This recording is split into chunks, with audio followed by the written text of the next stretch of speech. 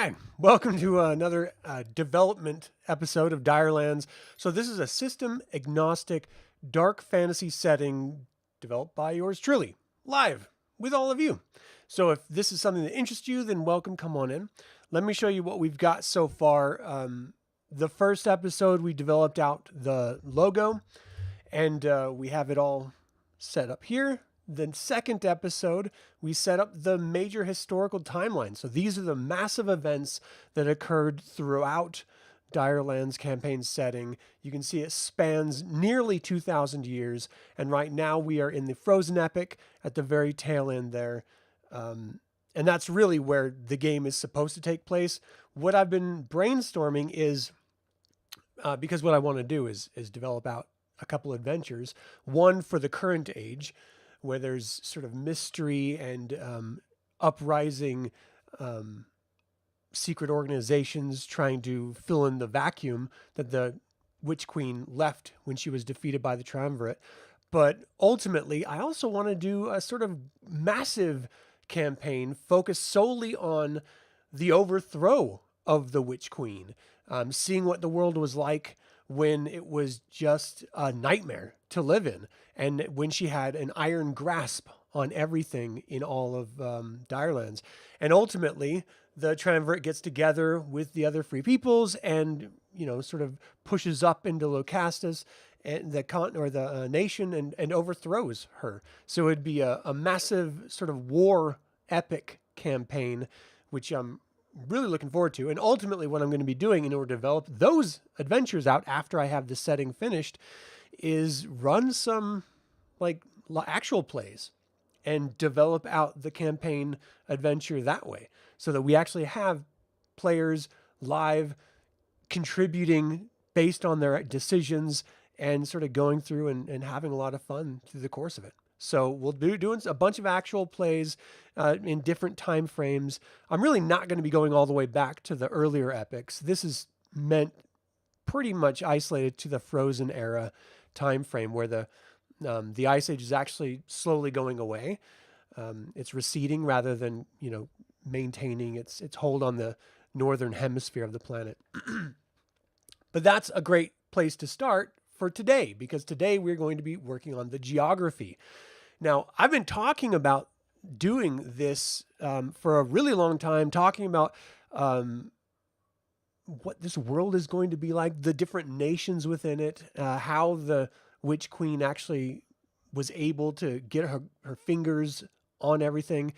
But now I think it's time to actually let you look at the world and get a really firm grasp. But there's a couple things that we need to do in the interim, and that is explain. First and foremost, explain the world, right? So the world is called Kierdvonig. That's the planet name. Now, all of these names are placeholders. I'm getting together with a wonderful linguist, and we're going to be developing out a bunch of languages for the setting itself. But for now, I've got some Scottish Gaelic, you know, sort of placeholder words, and then just some sort of made-up fantasy words, depending on the culture that's naming. Each culture is slightly different, so we'll deal with that in a second. But anyway, the planet itself has... that is not a circle. The planet itself is 9,752 miles at its widest. So that's, I believe that's slightly larger by like 3,000 miles or something than Earth. So it's a rather large planet. I don't know why I have this as red. Definitely not black. So right now, I'll add in color and stuff later, but just for the sake of visibility, I'm just going to use black and white. So we've got the planet of Kierdvonig, but we also have a bunch of continents on this planet. And because it's the Ice Age, the northern polar caps are completely covered by massive glaciers. And we'll get to all that in a second. But before we get into that, we need to talk about this sort of where Kierdvonig lies in the celestial solar system itself. So I'm really developing this out with real world physics and concepts, because ultimately it makes sense, because we live, we understand what the last ice age was 12,000 years ago. We understand what it did to our planet. And so it's easy to then extrapolate what would it do to this fantasy world. But also, these are living mortals. So they have to be in a sort of temperate safety zone when it comes to the distance from the sun. That's what's referred to as the Goldilocks zone in our own solar system, if you're not familiar. So, we have a massive sun here. And then we've got like 3 or 4 planets before the Goldilocks zone. I'm really not sure, and it's not important to the actual setting itself, but just for the sake of setting up the art here, let me do this. So there's at least 12 other planets in the solar system, closer or further away than the Goldilocks zone, and none of that will be really meaningful at all until later on in the campaign development. But initially, because it will be something that has to be dealt with, the influence of other planets and their inhabitants on Kierd Vonnig. So just that's very long term. So don't really worry about it right now. But it shares the Goldilocks zone with one other planet. So let's just go ahead and put in a couple planets here. And I don't know why we are continually going with crazy little things. All right, so this is the closest. It's completely scarred and destroyed. And then we have some ones that are a little bit further out. And this is clearly not to scale, a sort of galactic zoomed in scale. We have the planet that's close in the Goldilocks zone to us, and then we have us, and then let's see, that's 1, 2, 3, 4, 5,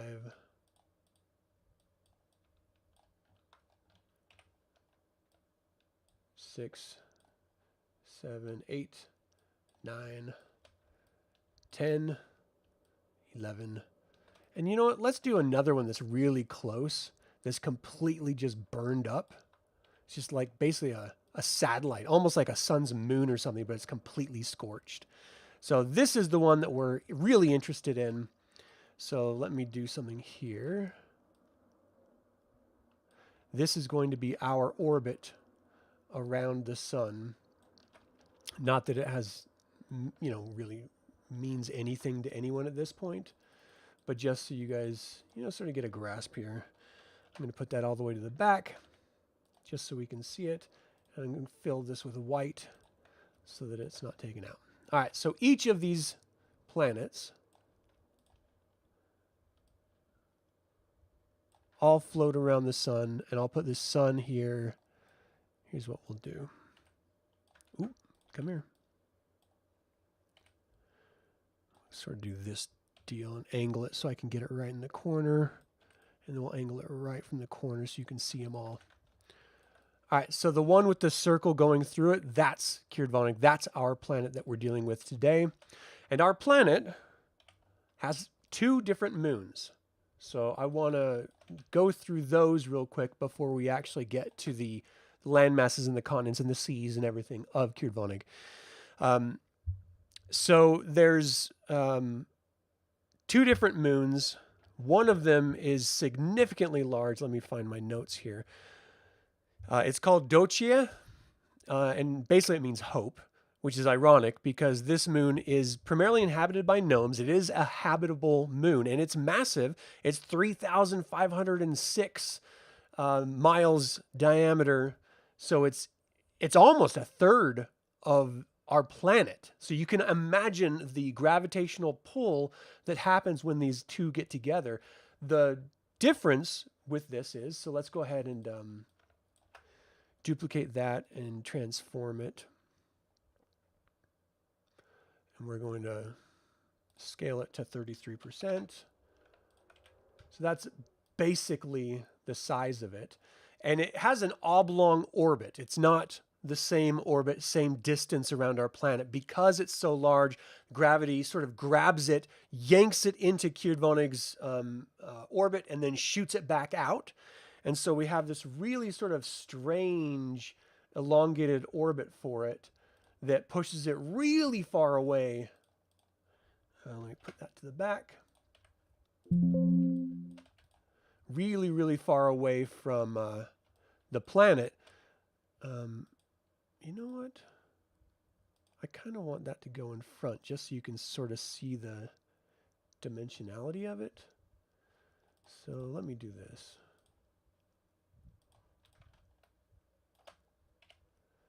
I'm just going to mess around real quick. Because that's what this is. This is just us playing, having a little bit of fun on a Saturday. I've actually got a Shadow Dark game tonight, which I've never played before, so I'm kind of excited for it. All right, so that's one of the moons. And then we actually do have another moon that circles right around, and this one's going to go all the way back, so there's no confusion between the two. I'll move this one over here so that there's not overlapping, and these two I'm going to line up perfectly. Which kind of messed up my hiding. Come on, you there. That's good enough. All right, so we see the orbit of Doce. Now, it takes 25 years for this massive moon to circle the planet on its weird oblong orbit, because as soon as it gets that force, that gravitational assist around the planet, it's pushed way out and it no longer has any gravity and just sort of floats on its own and starts going slow. And then the planet starts pulling it back with its gravity. So the further out it gets, sort of like a bungee cord, you know, it sort of gets outstretched, slows down, and then comes snapping right back thanks to gravity. It takes 25 years for the moon to get right back the closest that it'll ever get to the planet, and that's a good thing, because the moon isn't just inhabited by gnomes. And these aren't like Dragonlance gnomes or like goofy tinker gnomes. These are traditional, just another species, you know, traditional fantasy gnomes. Not garden gnomes. It's also like inhabited by aberrations, like monstrosities that are really dangerous. So as soon as it gets close to the planet, no one really knows at this point why it happens, but a sort of magical bridge appears, and it's really, really time sensitive, and it's only in that once every 24 years or 25 years it was, when it gets close, this land bridge this sort of magical bridge is created between the two and allows creatures to pass by. And so back before the Frozen Age, before the Ice Age started taking over, when the Northmen and the half-orcs were dwelling in that northern continent that I'll be drawing up here in just a second, it was like a 25 cycle nightmare. Like monsters would come down and they would have to fight them off, and they would raise entire villages and they would decimate the people and cause them to go hiding and stuff. So it was a terrifying moment. And now that there's this ice age that's going on and has been going on for hundreds of years, people aren't living up there anymore. And so who knows what's happening? I mean, clearly the bridge is still being created. At least that's the supposition. And if things are coming down, is there possibly an invasion that's being planned? Are there cosmic beings on this moon that have taken over? Does the life of the gnomes, is that even possible to exist still? I mean, all of those are sort of questions in the air, and those will be like future supplements added to this campaign setting, like little splat book types things. And this will ultimately be released in a nice hardcover and also digital, and then we'll do like soft cover splat books and stuff like that. And again, this is supposed to be system agnostic. So if you like Pathfinder, you can play this with Pathfinder. If you like Dungeons and Dragons, whatever edition, you can play it with that. If you like playing it with in nomine role-playing game system or GURPS or whatever, basic universal role-playing system or Shadow Dark or whatever it is, you can. This is just the setting. Now, I will be creating my own game system for it, which will be a very stripped down sort of adventure focused version, but that's for after the campaign setting book itself. The source book is finished. All right, so the second moon that we're going to be dealing with is only 958 miles in diameter. So it's infinitely smaller than the other two. There's no one knows if there's any life on it. Again, there's never any space travel. The only reason why the inhabitants of the main moon, Dochie, is important is because of that magical land bridge that is created and creatures come down from it. So there's an entire own ecosystem and world on that moon circling our primary planet. So this other one is just another celestial body as far as everyone on the planet is concerned and has no bearing on anything. But in the sky, I don't know if you guys noticed when, you know what, I'm going to do it like this just so it fits a little bit better. Okay, so we have our position in the solar system over in this area, and we have our own planet and its own satellites in this area. And now I want to actually build out the planet itself. So I'm going to do a series of overlapping shapes, because ultimately, how do you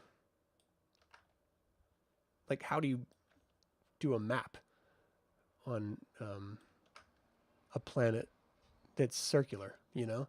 I know we do this weird oval, but that doesn't really account for the top areas. So ultimately for me, what I'm going to do is just sort of fake it and do it like this.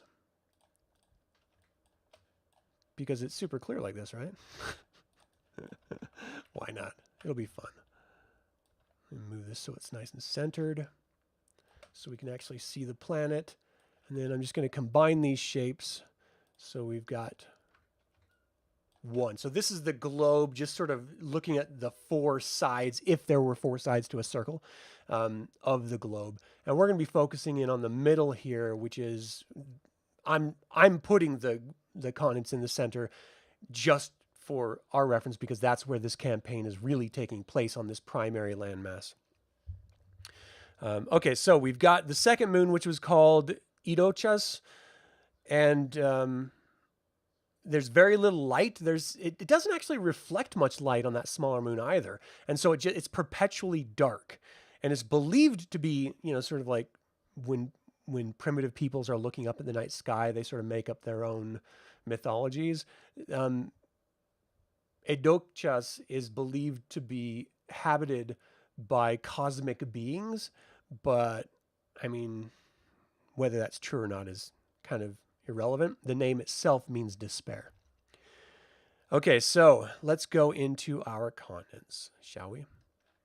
Now, this is a frozen landmass, so I'm gonna draw out the massive glaciers. They're completely covering the majority of almost the entire upper hemisphere. I mean, that's how massively large it is. And that's what happens during an ice age, And we got to reconnect up with the very top. And while I'm doing that, so that's going to be the massive series of glaciers that's just frozen on the top.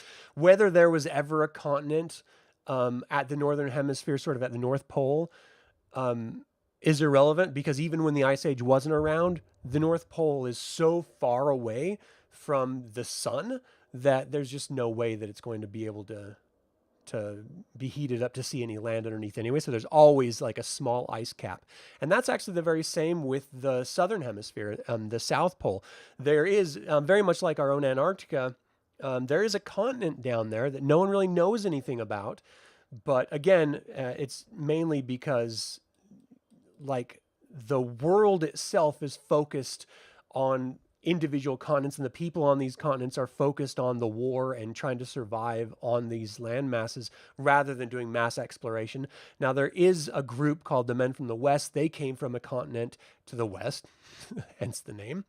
No one really knows. It's sort of forgotten to time what that continent is called, or the state it's in. That's another future supplement. Same with the southern landmass, the continent on the bottom.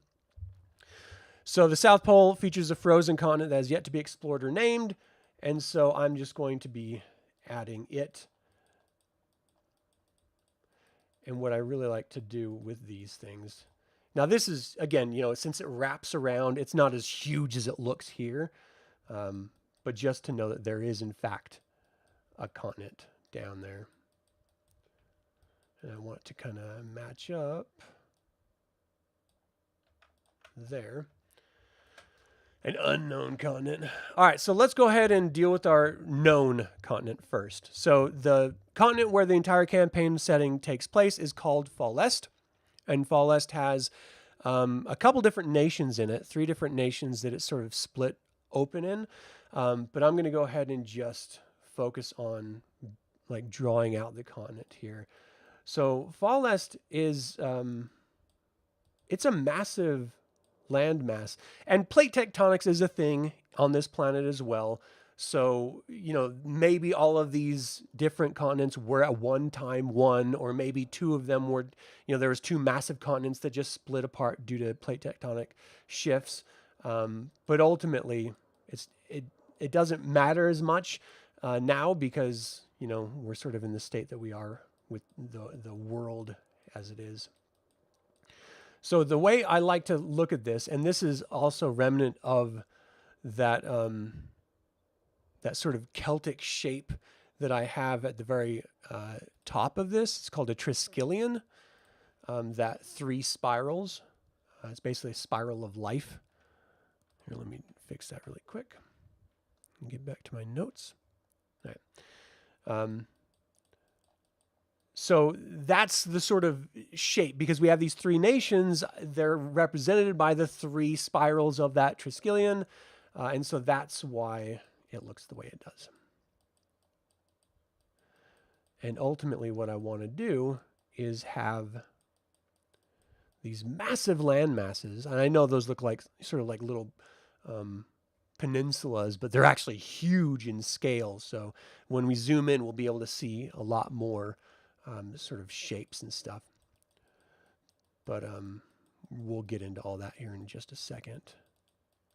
And you can see that this northern landmass really goes up far. All right, so this is Fall Est. This is the primary continent. As you can see, the northern portion of the continent is completely covered due to the glaciers during this ice age. It is receding again, though, so people used to live up there and they just can't anymore. The temperatures are just clearly just too severe for survival. So I'll deal with the borders in a minute. Right now I want to finish out the different continents. So south of Fall Est is a large island. I'm calling it a continent as well because it's so big, and it's called Quill. Quill is actually where the majority of halflings originated from. And they're not the only like creatures that sort of lived in this area, but it's also like fey creatures lived here. But ultimately, it's sort of attributed to halflings. So it's this massive landmass that's connected. That was probably at one point part of Fall Est, but it just sort of broke apart with the plate tectonic shifts. Okay, so we have Fall Est. And we have Quill. Let me go ahead and type these in. So Fall Est, and we're going to be using Hatoli as our type for reference.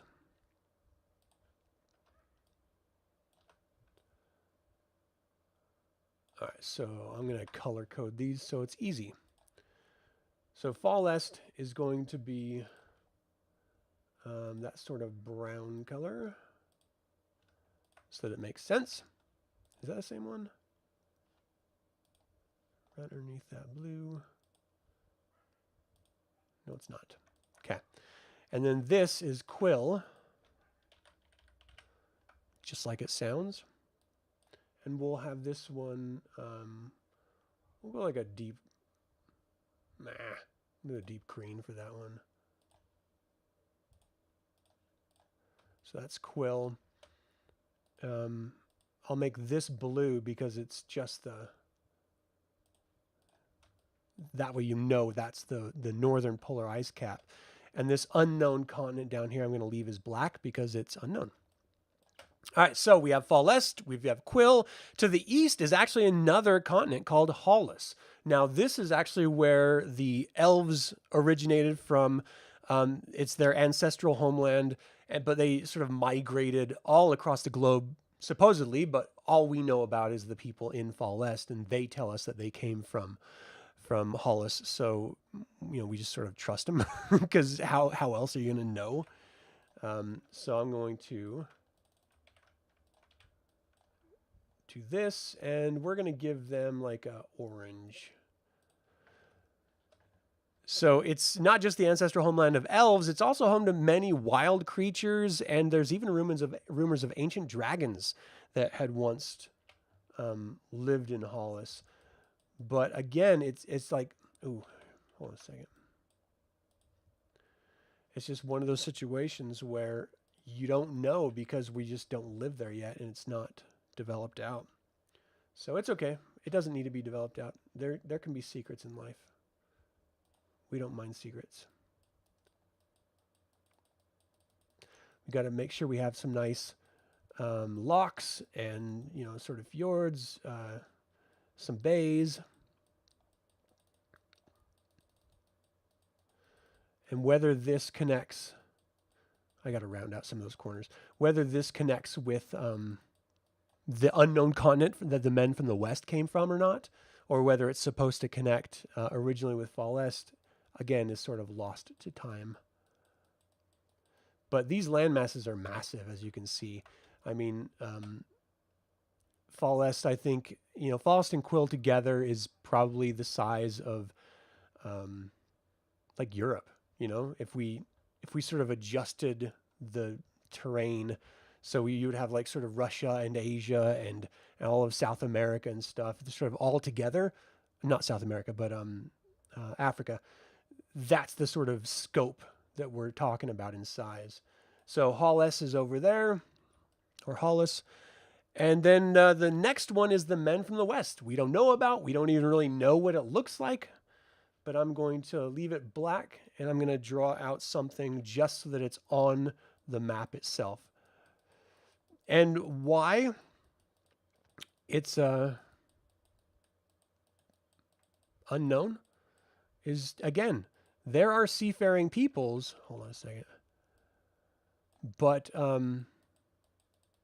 with so much war, it sort of prevents you from being able to do a lot of discovery and exploration. And there probably are some people who independently went up there and they were doing what they could to sort of explore, and whether or not they survive or whether or not they, there's any sort of life that they discovered is, again, unknown.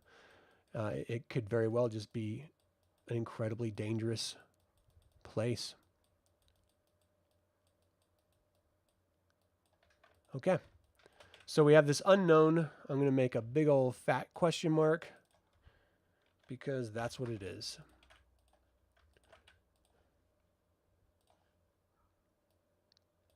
And then we have the same here. All right, so we've got Fall Est, Quill, Hollis, and then the men from the west's original continent. We have the southern hemisphere continent that no one knows about. We've got the massive ice sheet from the Ice Age that's coming down. And you can see that these are sort of roughed out. Oh, got a little extra text. So let's focus in on, even Quill is a little bit underdeveloped in this intentionally because we're not going to be dealing with it initially. Okay, so let's actually, before we do that, let's get to the seas, the oceans, because this is a massive planet, and you can see that there are these sort of massive land masses, but there's huge oceans in between. So we need to name these oceans. So the sea that separates Hollis and Fall Est is called the West Groinish Ocean. Now, just so you guys know, I have developed out the entire, like, what the names mean. So let me get to that. Groinish. This ocean surrounds the Elven continent of Hollis and Follis to the west, and an unknown continent of the Men of the West to the east. It's referred to as West Groinish and East Groinish Ocean, respectively, and the name is actually derived from the elven sea goddess Groinish. So I'll have these in blue so that we can understand. So this is the west, well, here, West Groinish Ocean, and this is the east.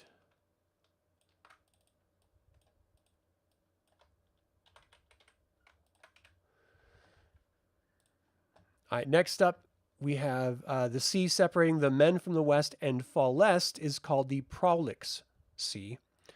This is actually named after the First Nation people's god of the deep.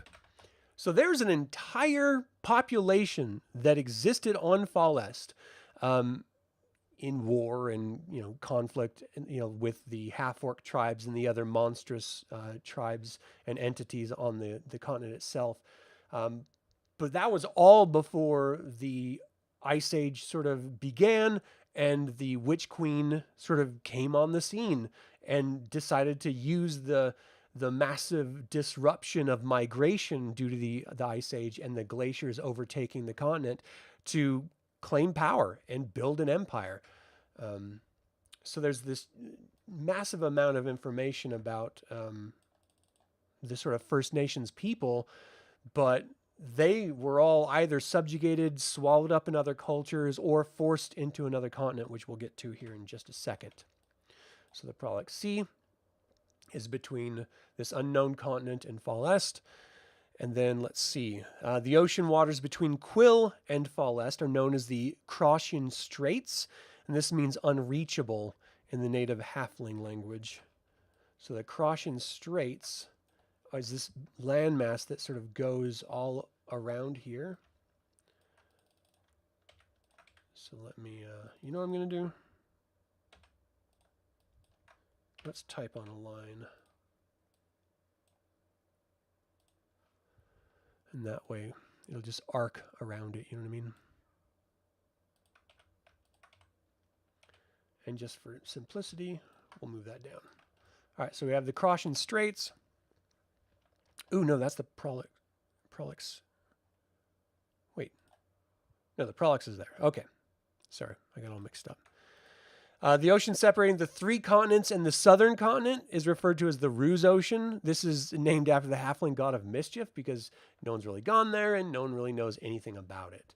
So this ocean that sort of spans the gap between that southern continent and the rest of the continents is called Ruse Ocean. If I can type. There. Ruse Ocean. All right, so we have our major continents, we have our major seas, and of course each continent is going to have massive series of lakes at varying elevations and rivers and stuff like that. And we'll get all in like volcanic activity and stuff. We'll get into all that here in just a little bit. Okay, and I think that's pretty much it as far as like the major geography of this world is concerned. And we're going to get into Fallest here as well. Let me pull that up really quick. But as far as like the generic reference of this world, we are done. That's a really dark ocean.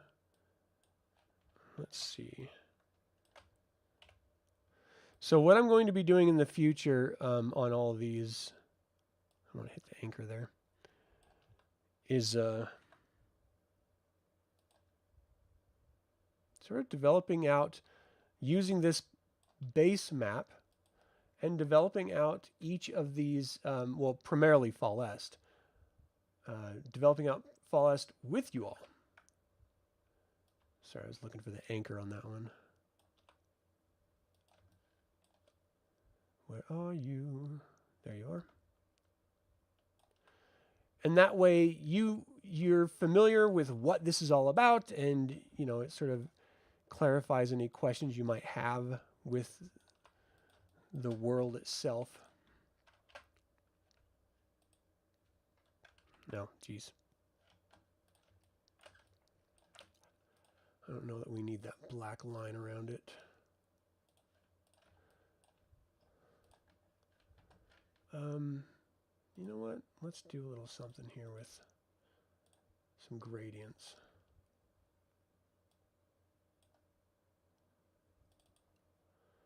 Let's go a little bit blue. And then let's go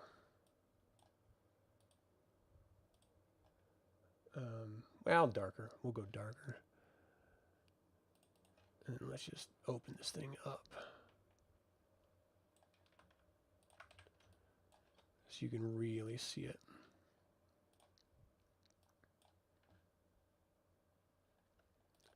So this is on top. So I'm going to make this sort of transparent so that it doesn't actually, well, here we can just do, that's not going to work. There. So you can see where the ice age is, or I'm sorry, where the glaciers are covering from this ice age compared to everywhere else. And this one, we're going to just make this entire, well, here, let's just do that. Make that white. And bring it to the front. And we'll do the same thing with this southern one because we don't know about it. And there are actually a lot of other islands, and that'll be part of the same supplement that details out the southern continent. Where is this anchor path? There. Oh, no, I found it. It details it out as well, so you can expect that. And there'll be all different regions with all different problems. But I really do want to just sort of focus on, you know, one thing at a time so that I don't sort of overwhelm myself or potential viewers or, you know, audience members or anything. Or players, ultimately. All right, let's grab that, bring it to the front, and make it white. There. So we don't know about those two continents. I will fill these in.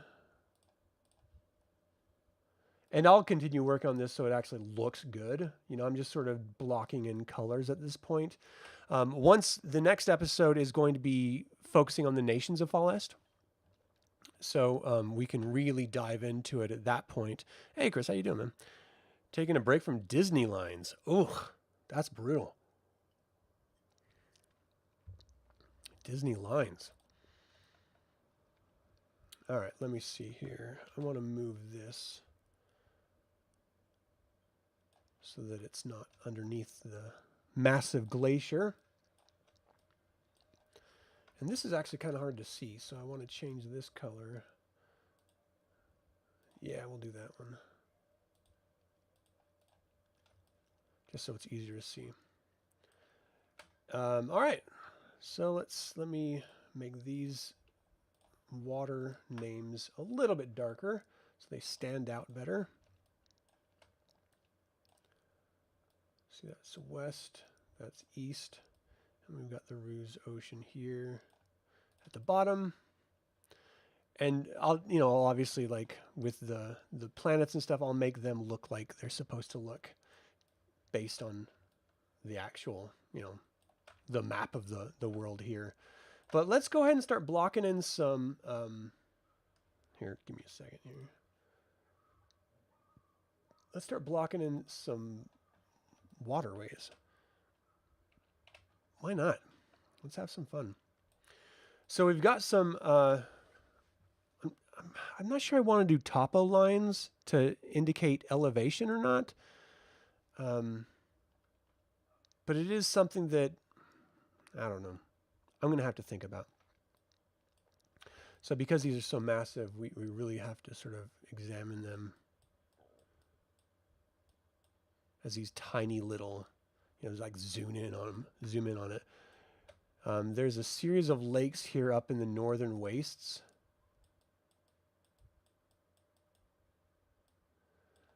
And ultimately, there's such high elevation And it's basically originally caused from volcanic activity, and now that volcanic activity in the northern regions has subsided substantially, and it's created some sort of like lava tubes that water sort of comes in, seeps up through the ground in, and it's created this sort of massive, oh mama, what is that?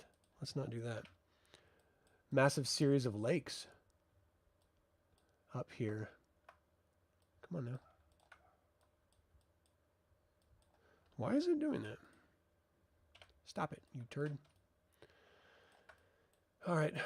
And I mean, yeah, this closer we zoom in, we'll be able to see infinitely more lakes. But the fact that you can see this from this large away just gives you an indication on how big those lakes are.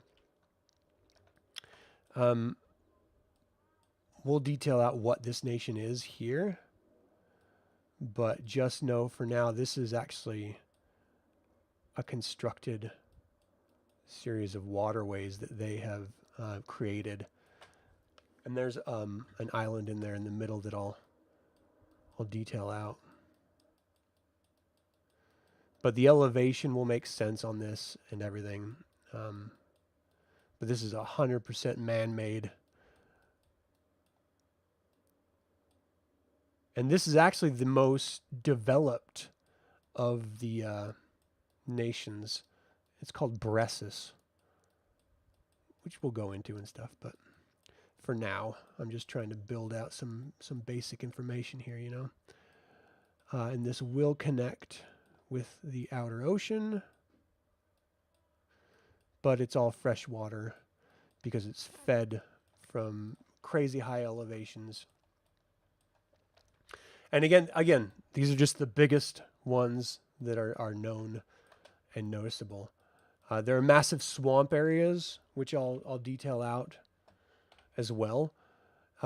Most of the swamp areas are in areas called referred to as the wildlands, and that's because they're not really habitable by civilized humans, you know, and so they really do a great job of segmenting them off and making sure that no civilized humans are sort of stuck there. This is annoying. Why is it doing this? Usually what it does is the last object you touch, that's what it sort of mimics the style from. So I must be touching some other things here. So we've got a series of lakes here in the northern areas.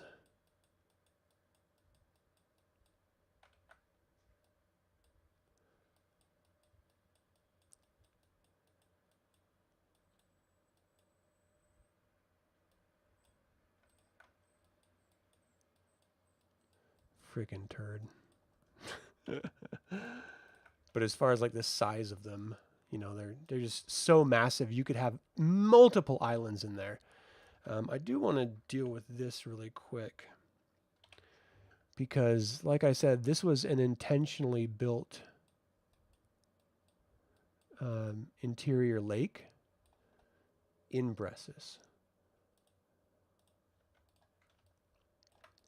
So in here is actually a center of historical and like sort of world study, like natural sciences and stuff. There's a massive university in there. There's a whole order of clerics and arcanists that all dwell on there, and it's just a place for pursuit of knowledge. But again, it's in Bressus, which is the most developed out. Sort of the most Roman-esque type because it's still, you know, primitive world, but it's the most developed primitive world that is around there. This part of the continent here is actually the most underdeveloped, and it's intentional because ultimately, and this is fed by this massive northern place here.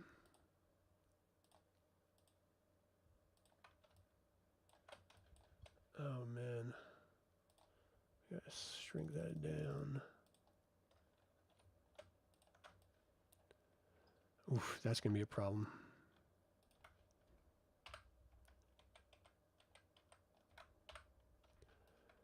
I guess I'm going to have to start in the center. So first we have this massive lake that's at massive elevations, like really high up in the sky. And then we have the river. It's going to branch off in a number of ways, but as it's lowering its elevation, it's sort of snaking around the terrain, and it will eventually end up leaving right there. Oh, mama, that is a fat lake. Or a river. That is not that big. And then we've got a bunch of branches that go off of it. What? Just copy it, you turd. And a bunch of branches that branch off of that.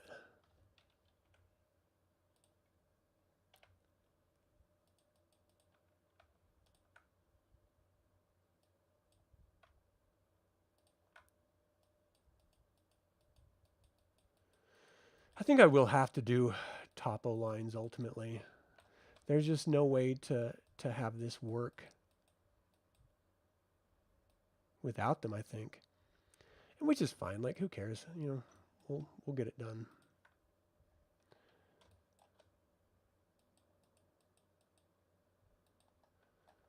Ultimately, I'm just trying to give indications of the biggest waterways, you know, biggest rivers and stuff. And I'll be adding more and stuff as this development works out.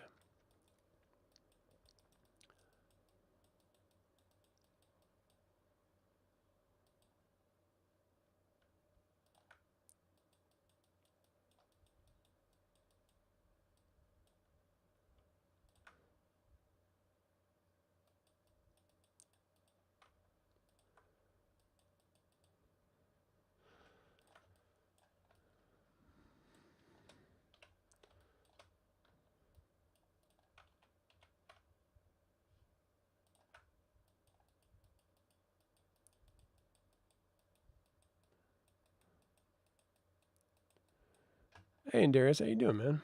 What are you up to? Just building out a world. Right now, I'm just putting in the largest rivers.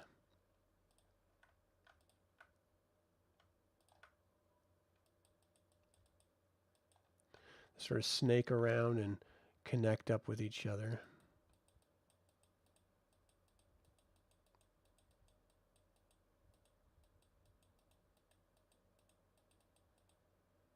Out to the sea. Let's add in an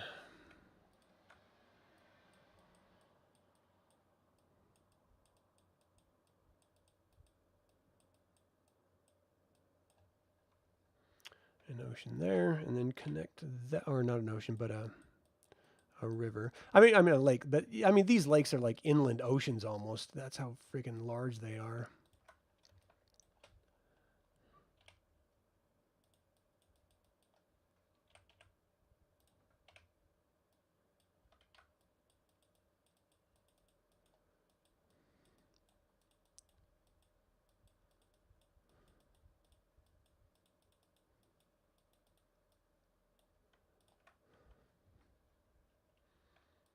Let's see, where do we want to go next?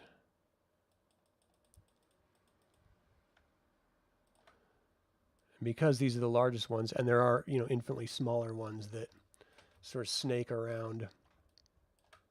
Oh my gosh, I completely effed up that entire thing. What happened? Wow. It did not look like that a second ago. There. So this is how you can actually see that it's a glacier covering land masses. Yeah, I mean, this is just the very, very beginning, so I'll be going into infinitely more detail as we go on. But we have our solar system, which... Here, let me start putting names next to these things so that it all makes sense. This is Kirvonig. the planet that it all takes place on. This is the solar system. There's not enough sort of astrology or astrophysics or anything like that on this planet. It's very, very primitive. So, you know, that I'm just going to leave it as solar system because we don't actually know the name of it. The largest moon, which is the most terrifying, is because, you know, that 25-year-old rotation in this oblong rotation aided by the gravitational pull of the planet is called Deutsche.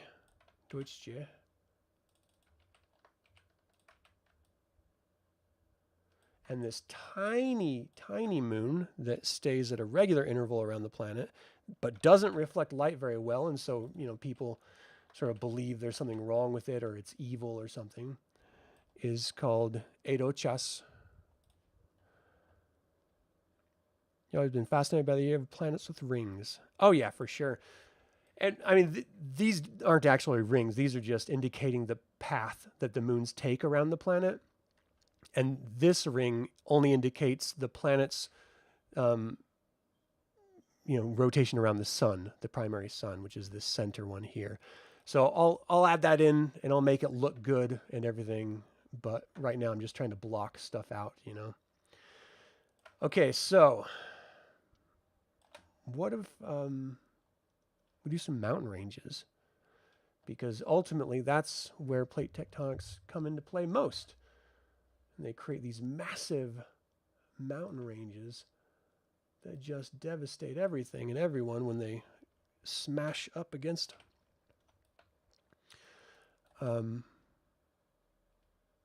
This is going to be interesting. Oof, I got to make that smaller.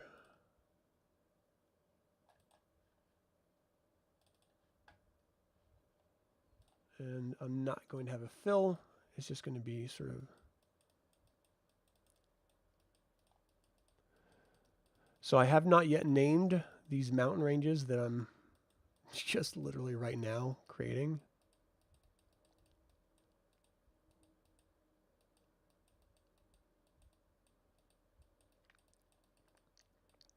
And again, I'll do like topo lines and everything, so it all makes logical sense from elevation as it falls down, because that's incredibly important when it comes to traversing these areas. You know, you have to, and I'll put it underneath the lines of the rivers, because you have to know how much time it takes to travel, and the only way you can do that is if you actually know, you know, how this world is put together. At least that's the approach I'm taking. I might be going way off, but this is like the highest peak of the mountain range, like elevation, the highest elevation, and then it descends down. And I'll give them names and everything like that too. Let's see, we want to move this below.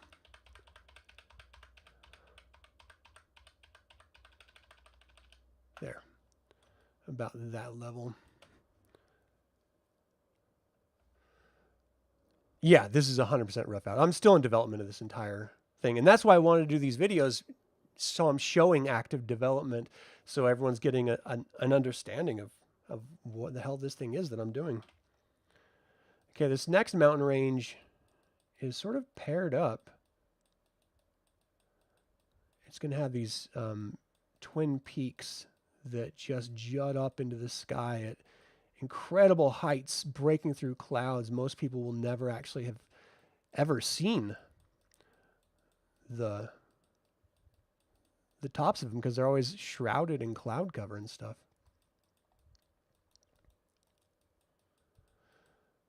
The dwarves there are dwarves here, and they do live underneath the ground once the Witch Queen was subjugating all of the demi-races, making sure that you know, she didn't have anyone to usurp her or contest her control, as it were. When you make large maps, you start where you want mountains and then do loose idea of tectonic plates, current and extinct. Oh, nice. That's cool. Yeah, this is all kind of new to me. I'm just sort of having fun. seeing what's what, you know. I mean, the mountain ranges are going to go infinitely larger out than that. This little mass here is going to be ringed by, oh, you turd, by a mountain range.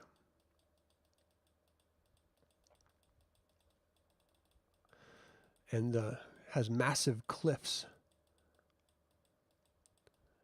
that just hover over the edge of the ocean itself.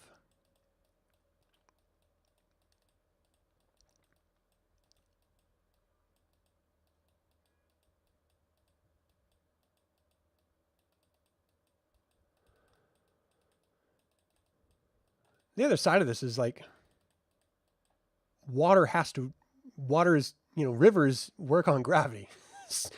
There has to be a high elevation for rivers to flow down out to the sea level.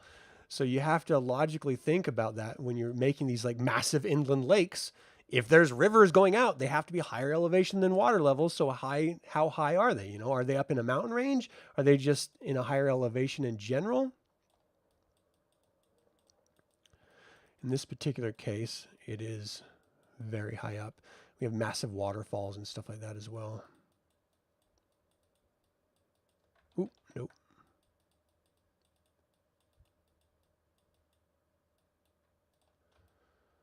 All right, so we got 3 primary mountain ranges. This continent over here is mainly lowlands and prairies and stuff like that. You're working on updating some of your old homebrew based on Judaic folklore. Oh, interesting. Interesting. I've always been interested in the sort of First Nations people and the development of ancient civilizations. It's always been something that I'm incredibly fascinated with. And Judaic culture is one of those that is just like really different. It came and it's so different than all the other, especially like it came out of Egypt and it came out of people, you know, Egyptians that were wildly different.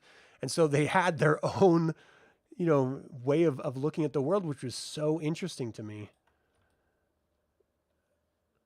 All right. So because Fall Est is the main continent that this entire place is taking, is happening in, that's the only one that I'm focusing on right now. Any ocean mountain ranges. So these lakes right here are up in this mountain range right here. These massive, massive lakes. I mean, these are like, you know, state size lakes or small country size lakes. And this is a man-made lake. This one's way up in the mountain range here as well. But this is such a, you know, this planet is larger than Earth. And so this is a huge landmass of Fall Est. So it's enough to keep me busy just focusing on that. And that's why, you know, as you get in closer and closer, you realize that even in here, there's going to be little islands that just sort of exist inside what looked like could just be a river, but really is this massive, massive man-made waterway. And these are locations for incredibly wealthy people, people of significance, especially like once the war was won, the Triumvirate, they're resting on their laurels and they really want to enjoy life. And so they've actually become kind of complacent and corrupted in and of themselves. But this area right here is that sort of like place of positions of authority and wealth and influence. There's sort of the people that are controlling Bressus, the continent, or the nation of Bressus. This is going to be something that I'm developing out for quite some time, clearly. But I'll be adding in a bunch more and stuff. And then I'm going to be looking at, you know, other than topo lines, I'm going to be looking at other maps to get ideas about, you know, different, you know, how to portray different terrain types. Because I clearly don't want to be blocky. And I'm going to add a hex graph over it so that you can clearly see what things are and where they are. But I've only blocked out an hour for myself today to do this. So this is where we are. We've got our solar system. We've got our planetary system and its 2 moons. And then we have the planet and its actual continents as well.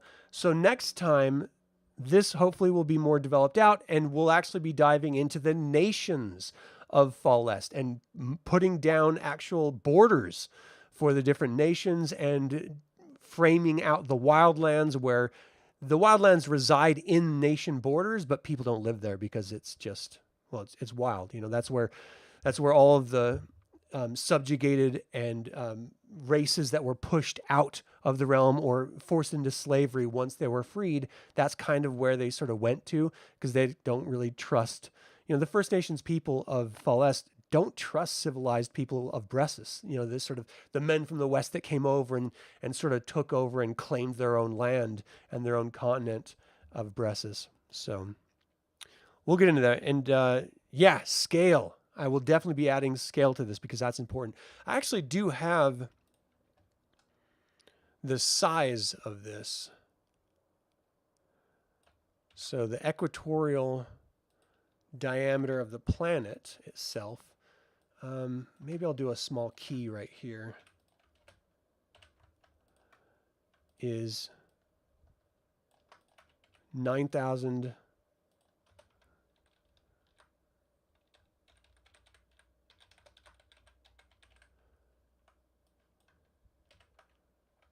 miles there.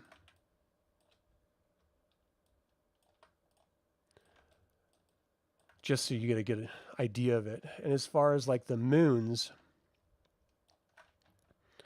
this one's like almost a third of the size of the planet, which is incredibly large because it's got its own whole life. Like it's got its own people that live there and everything. So you can see that it's massive. And this one's much smaller.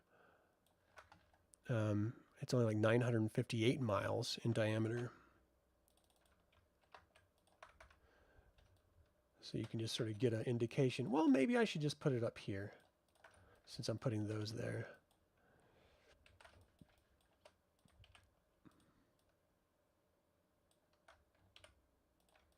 Match the type size.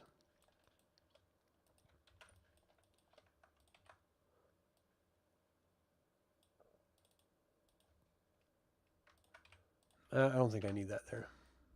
So we get a good indication of not just the rotation of these planetary bodies around the planet, but also in the solar system and the planet itself. All right, so that is the basic geography of DireLands. I really appreciate you guys stopping in for a bit and saying hi and throwing in your thoughts to this. This is what really helps me visualize this world and dive into it. I already have the timeline for the history, like the major historical points taken care of. So it's really just fleshing out the physical world in addition to the historical and the different nations, the cultures of those nations, the people that inhabit them, the organizations that exist within them. All of that is going to be going into it as well. So expect a lot more as this is going to slowly, continually be developed, and I will continue building this out to look even better and better. And I'll add colors and everything so that it looks sort of nice. All right, but this is the very fundamental basics of it. Thank you guys so much for tuning in again. I appreciate your time and everything. Don't forget to subscribe to this channel if you're interested in this type of thing and you want to learn more about DireLands as it's being actively developed. Consider liking and commenting on the video. That all goes to help other people find it who might like to have a dark fantasy setting that's really detailed out and real, as realistic as we can create for a fantasy campaign setting. Again, it's system agnostic, so you can use it in whatever you'd like. It's not tied down to one specific system. I will be developing out its own stripped down mechanic game system, which is very much like OCR, but with my own sort of twist on it. So you can look forward to that in the future as well, but that's going to be after the source book is finished. Then I'll work on the actual mechanics. And then I'll be doing a bunch of playthroughs and actual plays of the different modules that I'm going to be doing. So one is the post-war, and then one is the actual war itself, a campaign. So that should be interesting as well. So as always, remember the evil spelled backwards is live. So get out there, be evil.